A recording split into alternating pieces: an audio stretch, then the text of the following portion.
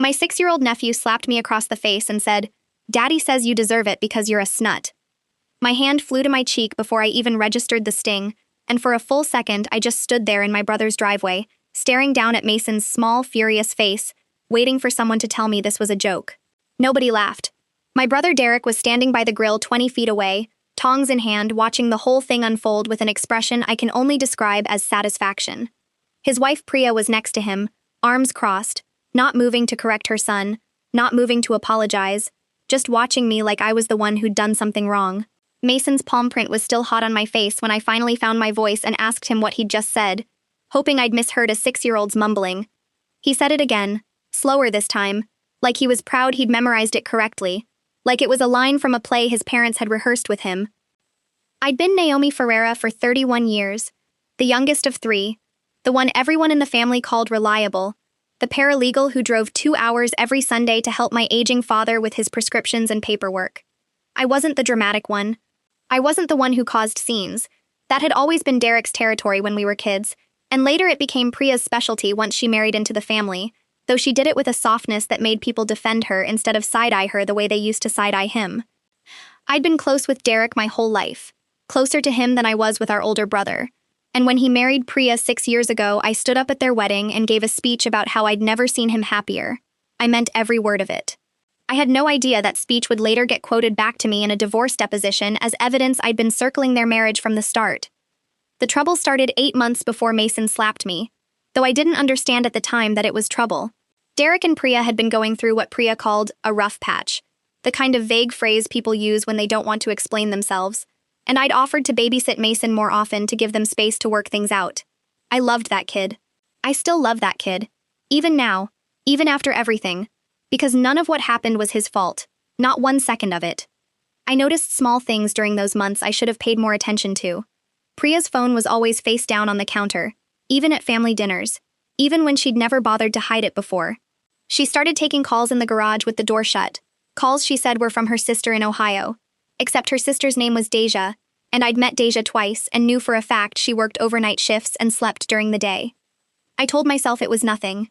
I told myself marriages have private corners that don't belong to extended family, that Priya was allowed to have friendships and phone calls that had nothing to do with me, and that reading anything into a face-down phone said more about my own suspicious nature than it did about her. That was the first loop, the first time I caught a strange detail and talked myself out of it because the alternative felt too ugly to hold. I kept babysitting Mason. I kept showing up for Sunday dinners. I kept being the reliable one, the one who didn't make waves, right up until the night Priya called me crying at 11:30 and asked if she could come stay at my apartment for a few days because things with Derek had gotten really bad. She showed up with a duffel bag and red-rimmed eyes and told me a story I had no reason to doubt, about how Derek had been cold and distant and controlling, about how he'd accused her of things she hadn't done, about how she didn't feel safe in her own house anymore even though he'd never laid a hand on her. I made up my guest room. I made her tea. I told her she could stay as long as she needed, and for 3 nights she did, and during those 3 nights I found myself getting angrier and angrier at my own brother on her behalf, texting him things like, "You need to figure your stuff out before you lose her," texts that would later be printed out and read aloud in a room full of people who wanted to believe I was the villain of this story. My hands didn't shake yet. That came later. Right then I just felt useful, like I was doing the right thing by protecting a woman I loved like a sister.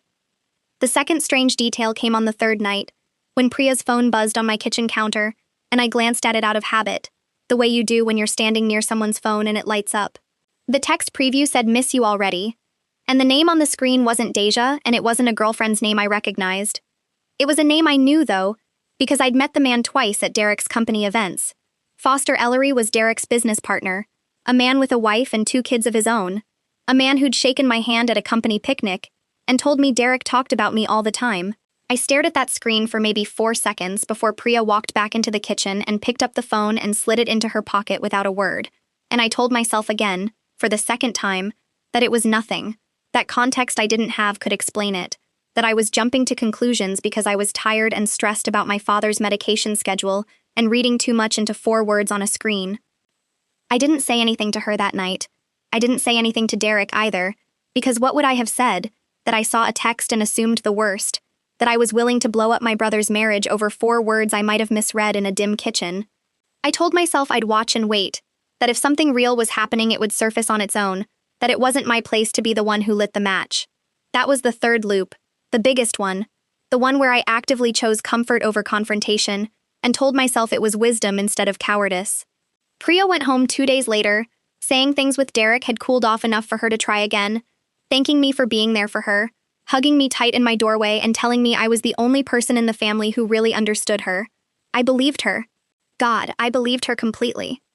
3 weeks later, my father called to tell me Derek and Priya were having a christening party for Mason's baby sister, a low-key backyard thing with close family only, and that I should come early to help set up.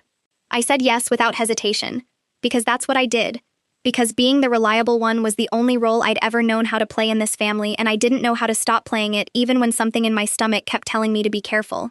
I arrived with a tray of empanadas and a gift bag, and I noticed right away that Derek wouldn't look at me.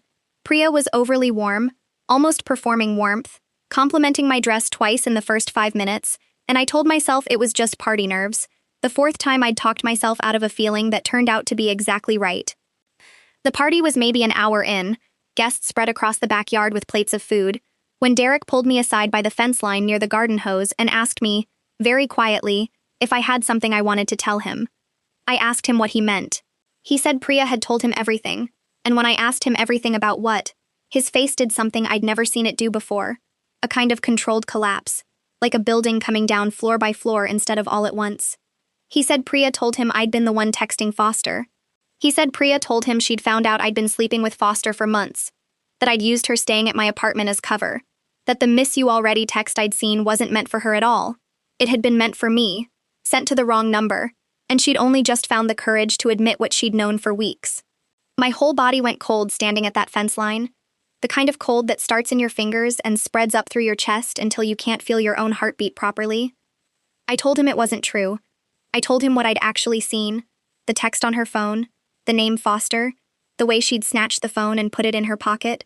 He looked at me with an expression I can only describe as pity mixed with disgust, and he said Priya had warned him I'd try to spin it, that I'd try to make her the villain to cover my own tracks, that she'd even shown him screenshots of my texts to her over those 3 nights, the ones where I'd called him cold and controlling, texts that now read, in this new context, like the guilty maneuvering of a woman trying to isolate a wife from her husband. I hadn't written those texts to hurt him. I'd written them because I believed her. But standing there, hearing them recited back to me as evidence, I understood for the first time how completely the story had already been decided without me in the room. That night I drove home shaking so badly I had to pull over twice. My hands wouldn't grip the wheel properly.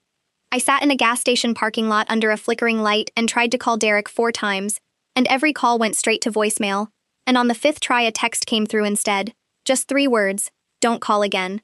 I didn't sleep that night, or the next, running the timeline over and over in my head, trying to find the moment where I could have done something differently, where I could have said something to Derek before Priya got to him first, where my silence had somehow been mistaken for guilt, instead of what it actually was, which was restraint, which was me trying not to be the woman who blows up her brother's marriage over 4 words on a screen.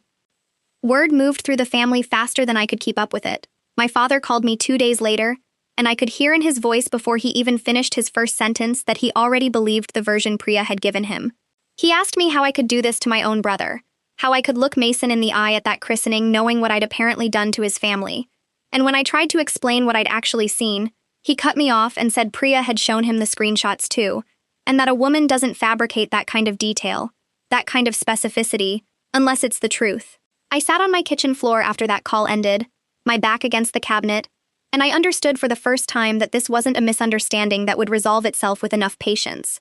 This was a story, fully built, fully cast, with me already written in as the villain before I'd said a single word in my own defense. My older brother, Callum, was the only one who didn't fully commit to the story right away, though even he told me on the phone that he didn't know what to believe and that maybe I should give Derek space for a while. I understood the instinct even as it gutted me, because Priya had been smart about it. She hadn't accused me of something outlandish. She'd taken a true detail, a text I really had seen, and inverted it just enough that it explained away her own guilt while making mine look self-evident. I started keeping a folder on my laptop that week, not because I had some grand plan for revenge, but because the paralegal in me, the part of my brain trained to think in exhibits and timelines, understood that memory fades and rewrites itself under pressure, and that if I didn't document what I actually knew, I'd eventually start doubting my own account the way everyone else already doubted it. I called my friend Isla, who'd been a divorce attorney for 11 years and who I trusted with things I didn't trust anyone else with, and I laid the whole thing out for her over coffee, my hands still not quite steady around the cup. She listened without interrupting, the way good lawyers do, and when I finished, she asked me a single question that reframed the entire situation for me. If Priya was telling the truth, why hadn't she blocked Foster's number, and why was she still, according to Derek's own account, staying up late on her phone in the garage even after the supposed confession had already happened? I hadn't thought to ask that. Isla told me that in her experience, people who've actually been caught tend to go quiet and defensive, not louder and more elaborate, and that the specificity of Priya's story, the screenshots, the exact wording, felt less like memory and more like preparation. I didn't confront anyone with that theory yet. I didn't have proof, only a hunch dressed up in legal instinct, and I'd learned enough from Isla over the years to know that hunches get you laughed out of a room while evidence gets you believed. So I did something I'm not proud of, though I've made my peace with it since. I called Foster's wife, a woman named Renata I'd met exactly twice, and I didn't tell her what I suspected. I only asked if Foster had seemed different lately, distracted, secretive with his phone, and I let her fill in the silence herself. What came out of that conversation over the next 40 minutes was more than I expected. Renata had found a receipt for a motel 3 towns over, dated the same week Priya had stayed at my apartment, paid for on a card that wasn't hers or Foster's usual one, a prepaid card Foster kept insisting was for office supplies. She hadn't put it together yet. I didn't tell her to. I just thanked her and hung up and sat very still for a long time. 2 weeks passed where I barely left my apartment except for work, replaying every version of events, trying to figure out whether exposing the truth was justice or just another way of destroying my brother's family, this time on purpose instead of by accident. I thought about Mason, about the way he'd looked at me in that driveway, small and certain and already trained to hate me, and I understood that whatever I decided to do next, it had to happen before that hatred calcified into something he carried for the rest of his childhood. I called Isla again and asked her, purely hypothetically, what it would take to actually prove a timeline like this, and she told me receipts weren't enough on their own, that I'd need something closer to a confirmed pattern, ideally something Foster himself would admit to if approached the right way, by the right person, at the right moment.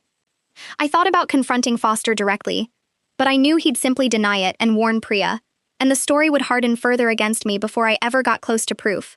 So instead, I did something colder and more deliberate than anything I'd ever done in my life. I reached out to Foster's assistant, a woman named Bess I barely knew, under the guise of coordinating a surprise for Derek's upcoming birthday, and I asked casually whether Foster had any scheduling conflicts on the specific dates I already suspected, the nights Priya had stayed with me. Bess, with no idea what she was actually confirming, pulled up his calendar and told me he'd blocked those exact evenings as client dinner do not schedule, a phrase that meant nothing to her and meant everything to me. I wrote the dates down with hands that had finally, for the first time in weeks, stopped shaking, because I finally had something that wasn't just my word against a story I hadn't written. I brought everything to Isla the following Thursday, laid out across her office desk like exhibits in a case I'd never officially filed. The calendar dates, the motel receipt Renata had photographed and sent me without fully understanding why I'd asked, my own phone records showing exactly when Priya's phone had buzzed in my kitchen, and what I'd said to Derek in the days after, time-stamped and unedited. Nothing like the selectively screenshotted version Priya had shown him. Isla looked through it all with the same careful, unhurried attention she gave her actual cases, and when she finished, she looked up at me and said something I've carried with me since. She said the truth doesn't need to be loud, it just needs to be undeniable, and that I had exactly that now, if I was brave enough to use it. I wasn't sure I was. 2 more weeks passed, weeks where my father stopped returning my calls entirely, where Callum sent me a single awkward text asking if I was okay without offering to actually talk, where I saw on social media that Priya had posted a soft focus photo of herself, and Mason captioned "family is everything," blocked from comments by people she didn't trust, meaning me. I sat with all of it, the anger and the grief tangled together in a way I couldn't separate, and I understood that if I did nothing, this version of events would simply become the permanent record, the story Mason would grow up believing about his aunt, the story my father would carry to his grave thinking was true. I decided the only way to stop that from happening was to make the truth impossible to ignore, in front of the same audience that had already convicted me. Derek's birthday dinner was already planned, a family gathering at my parents' house that Priya was organizing down to the seating chart, and I knew she'd never willingly invite me if she thought I still had teeth. So I did something calculated, something that still makes me uneasy even now. I called my father and told him I wanted to come to the dinner to apologize, to try to rebuild something, to show everyone I wasn't the person Priya had described. He was hesitant, but he agreed. Mostly, I think, because some small part of him still wanted the story to have a redemption arc that didn't require him to admit he'd been wrong about his own daughter. Priya, when she heard I was coming, apparently told my mother it would be healing to have me there, that she wanted to model forgiveness for Mason. I understood, reading that secondhand comment, that she believed she had already won completely.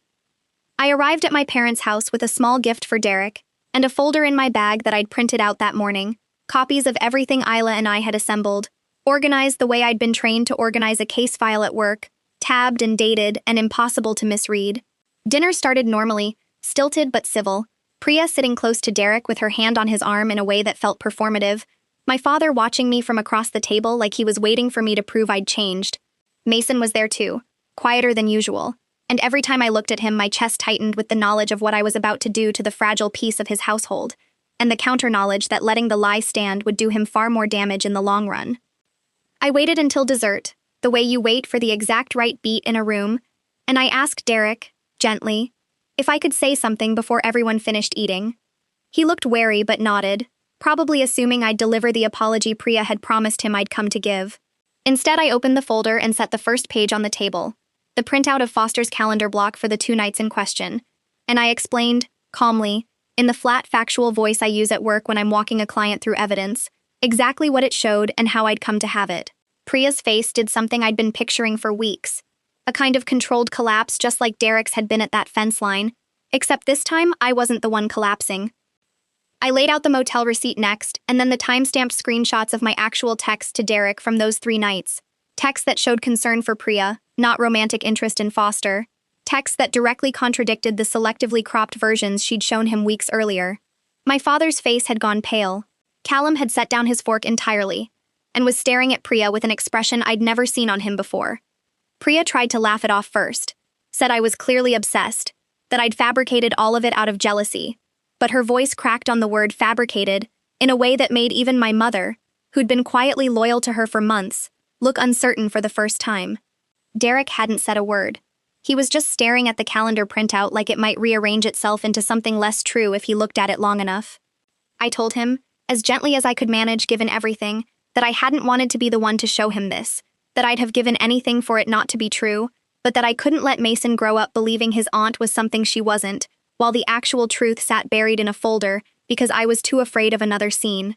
I told him I loved him, that none of this had ever been about hurting him, and that everything I'd texted him during those 3 nights had come from a place of protecting Priya, not undermining their marriage, and that the cruelest part of the whole situation was that she'd taken my loyalty and turned it into the weapon she used against me. The table stayed silent for what felt like a full minute, the kind of silence that has weight to it, that presses down on everyone sitting inside it. Priya stood up first, said this was insane, said she needed air, and walked out onto the back porch alone, and nobody followed her. Derek sat frozen for a long moment before he finally reached for the calendar printout with hands that weren't steady, reading it over twice like he needed to see it a 3rd time to make it real. My father asked me, very quietly, if I could leave the folder with him, and I slid it across the table without a word, because I understood that this wasn't really for me anymore. This was for Derek to make sense of on his own timeline, at his own pace, without me hovering over his grief. I stood up to leave not long after, and my mother walked me to the door, and for the first time in weeks, she hugged me like she actually meant it. The fallout took months to fully settle. Derek moved out of the house within 3 weeks, hired a divorce attorney of his own, and the process was, by all accounts, ugly, in the particular way these things get ugly when one party has spent months building a story designed to survive scrutiny, and then watches it collapse in front of the people whose opinions mattered most to her. Foster's marriage ended too, quietly, without the fireworks, Renata filing for divorce within the month once she finally connected the receipt she'd found to everything else. Priya moved out of state to stay with her sister, the real one, in Ohio, and the last I heard she'd stopped posting anything publicly at all, which felt, in its own way, like the loudest silence I'd ever witnessed from her. My father apologized to me in a phone call I still think about, an actual apology, not the deflected half version he usually offered, saying he should have asked more questions before he let a story convince him his own daughter was capable of something like that. It didn't erase the weeks he'd spent not returning my calls, and I told him so, gently, and he accepted that without arguing, which was its own kind of progress for a man who'd never been good at sitting in discomfort he'd caused. Callum and I talked more in the months after than we had in years, mostly because guilt made him more available than he'd ever been before, and I let him earn his way back into being useful to me instead of pretending the awkward silence hadn't happened. The hardest part, the part I still think about more than any of the confrontation itself, was Mason. Custody worked out mostly with Derek, and I started seeing my nephew again slowly, carefully, the way you approach something fragile that's already been dropped once. The first time he saw me after everything, he didn't slap me. He just stood in the doorway of Derek's new apartment staring at me for a long moment before he asked, in the plain, unfiltered way 6-year-olds ask things, if I was still the person his mommy said I was. I knelt down to his level and told him no, that his mommy had made a mistake, a big one, and that mistakes don't always mean someone is a bad person, but that sometimes grown-ups say untrue things when they're scared, and it isn't a kid's job to carry that weight for them. He thought about it for a long moment and then hugged me, the kind of unguarded hug only a child can give, and something in my chest finally unclenched for the first time in months.